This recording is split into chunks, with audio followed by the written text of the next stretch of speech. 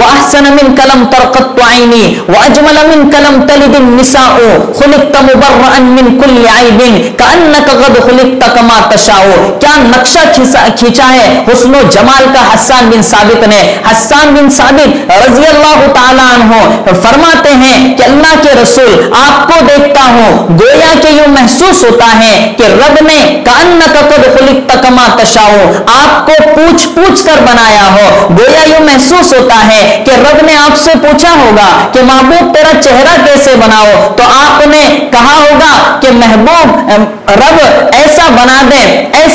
دے کہ جب میں اپنا چہرہ کسی اور طرف پھراؤں تو قبلے کا حکم بدل دے۔ اللہ نے پوچھا ہوگا محبوب تیری آنکھیں کیسی بناؤ، تو آپ نے عرض کیا ہوگا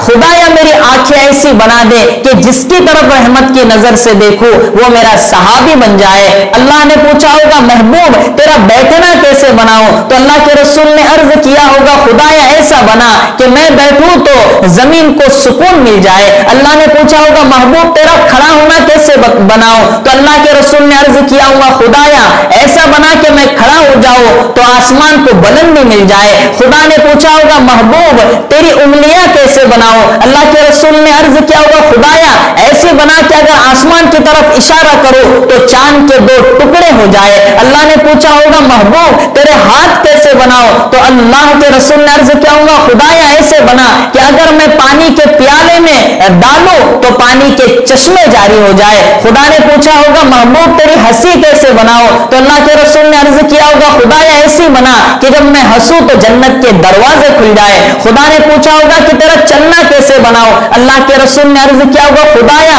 ایسا بنا کہ میں جس راستے سے گزر جاؤں اس راستے سے گلیاں مہکنے لگے۔